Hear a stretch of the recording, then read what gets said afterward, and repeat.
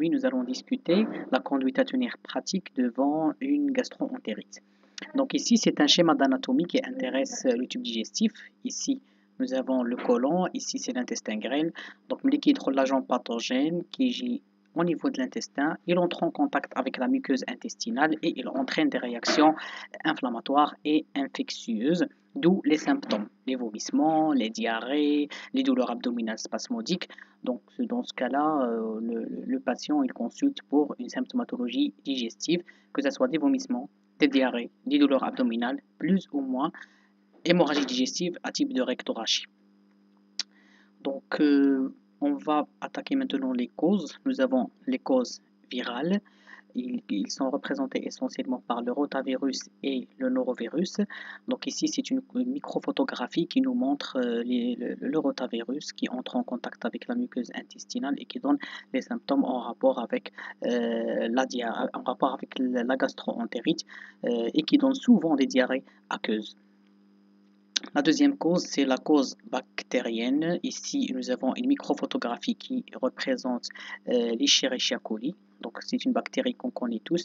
C'est une bactérie, en fait, qui vit dans notre intestin sans être pathogène. Mais parfois, quand il y a un inoculum qui est très important, il devient pathogène et il donne des symptômes, surtout la diarrhée invasive.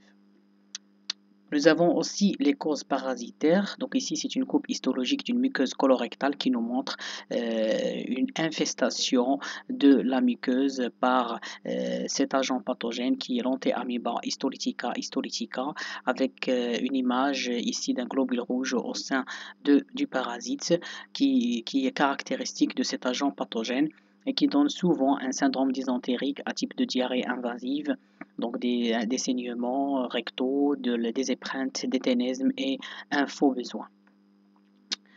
Donc le cadre nosologique des gastro-entérites, on distingue deux. Nous avons la diarrhée aqueuse colériforme et il y a la diarrhée invasive glérosanglante. La diarrhée aqueuse colériforme, c'est-à-dire que le tube digestif il sécrète beaucoup de fluide. Par contre, la diarrhée invasive, c'est-à-dire que l'agent pathogène, il a entré en contact avec la muqueuse intestinale et il est en train d'endommager la muqueuse intestinale, d'où le sang et d'où la glaire.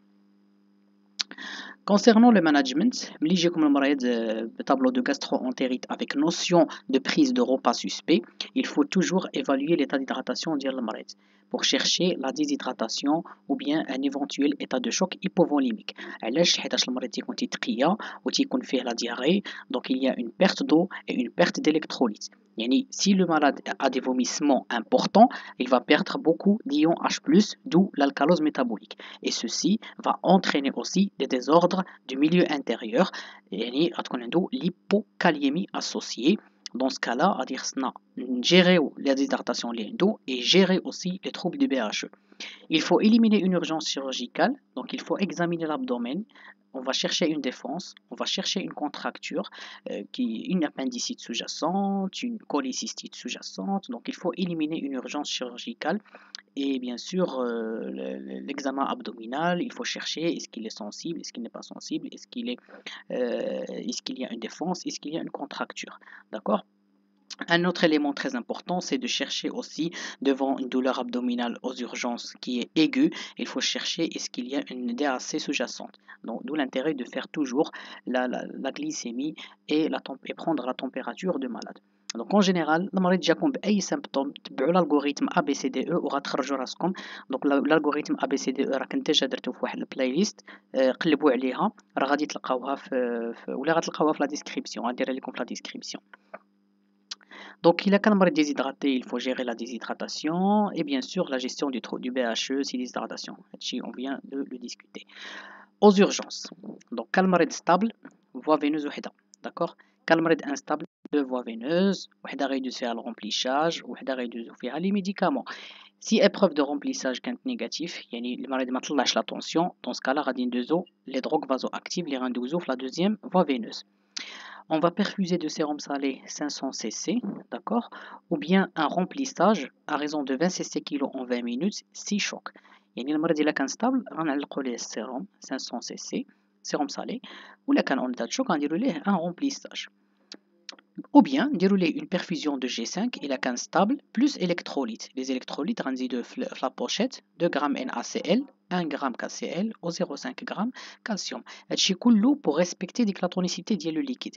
علاش؟ حيتاش G5 il est hypotonique ولا دوزنا une soluté hypotonique نخافوا نوقعوا في l'œdème cérébral.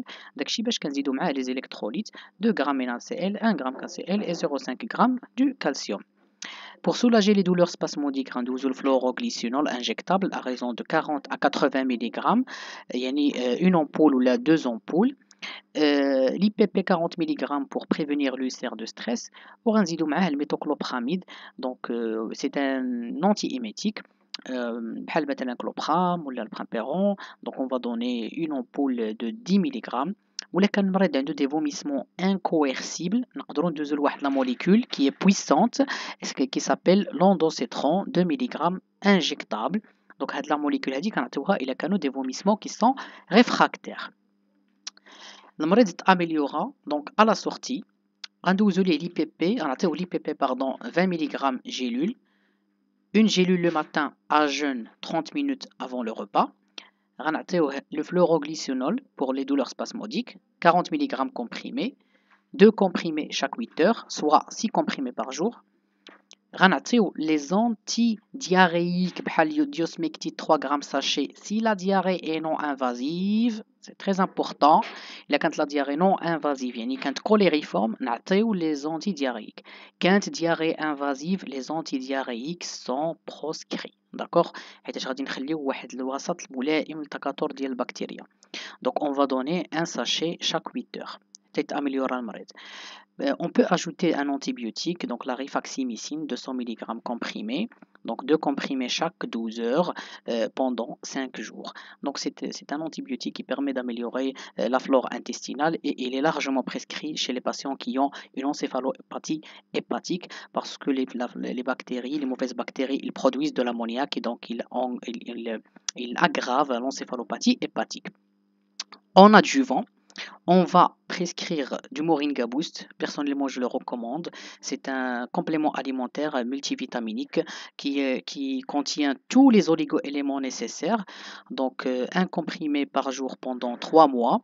Et il contient aussi des prébiotiques qui sont très importants pour nourrir les probiotiques. Donc, c'est pourquoi j'ajoute toujours un probiotique au Moringa. Donc, probiotique 10 à 30 UFC ou bien unités faisant colonie pour restituer une flore intestinale qui est correcte. Donc, la raison donc le probiotique est prescrit à raison d'une fois par jour, de préférence à jeûne. Et j'insiste aussi sur l'alimentation équilibrée. Donc, le patient qui a une gastro-entérite, souvent ce sont des touristes, donc c'est ce qu'on appelle tourista. Donc c'est une diarrhée du voyageur. Donc il faut arrêter l'alimentation dehors et il faut privilégier l'alimentation qui se prépare à domicile. Si nécessaire, on va aviser le gastro et le réanimateur, surtout s'il y a une détresse vitale. Il y a un malade dans état de choc, il faut aviser le spécialiste, le réanimateur.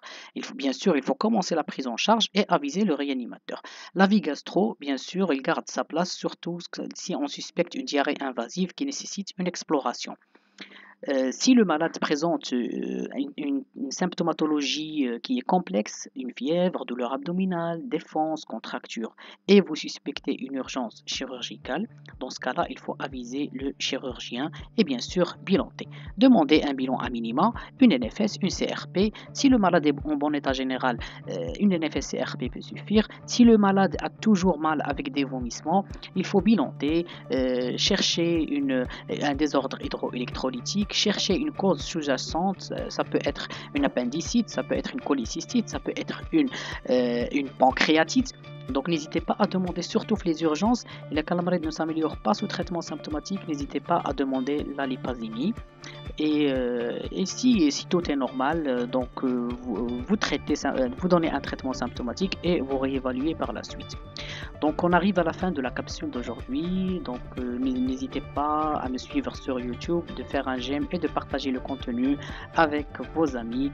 Et je serai très heureux de vous voir commenter. Et si vous avez des questions, n'hésitez pas à me le demander.